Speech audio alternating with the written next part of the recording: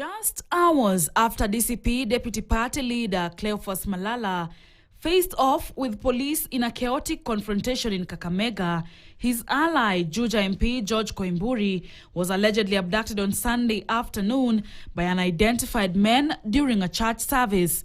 He was later found bruised and disoriented at a coffee plantation in Kiambu County. But in a stunning twist, police now claim Koimburi faked the entire ordeal. And as confusion deepens on whether Koimburi faked the ordeal or he was abducted, public outcry is growing with demands for accountability over the abduction of government critics and violations of freedom of expression. Wiper leader Kalonzo Musyoka is calling for a national dialogue to address what he terms a dangerous trend of political repression. Legal experts have joined the call, urging Parliament's Justice and Legal Affairs Committee, led by Tharaka MP George Murugara, to investigate. They warn that rogue elements may be taking advantage of the rising cases of abductions to settle political or personal scores. Government has to stop intimidation tactics using the power of the police. That is turning Kenya into a police state.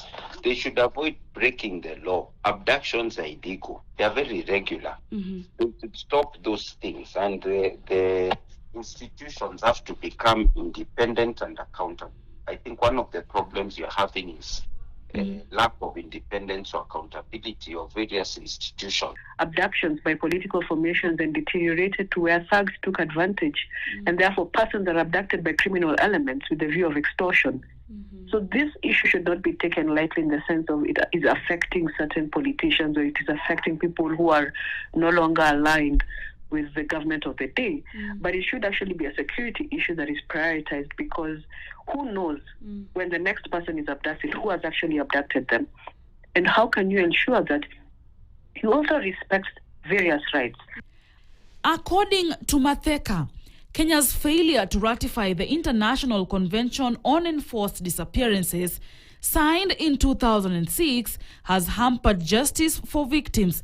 Without ratification, the treaty remains non-binding in Kenyan law, limiting the state's ability to act decisively against such violations. The UN Convention is designed to prevent abductions, ensure independent investigations, and offer justice and reparations for victims and their families.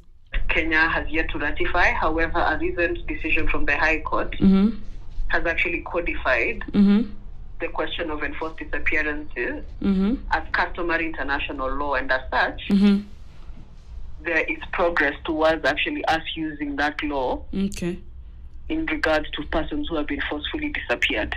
Speaking at a joint press briefing with Finnish President Alexander Stubb 2 weeks ago, President William Ruto assured the nation that all missing persons had been found, reaffirming his government's commitment to protecting human rights and prevent enforced disappearances.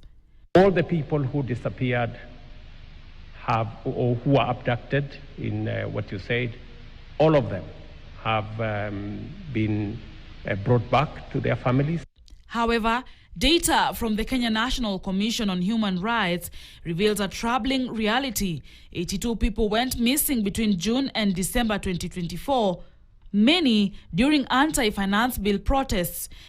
And as the dust settles on the Koimburi incident, many are questioning whether political expression in the country has become a dangerous game and whether the truth about enforced disappearances will ever come to light.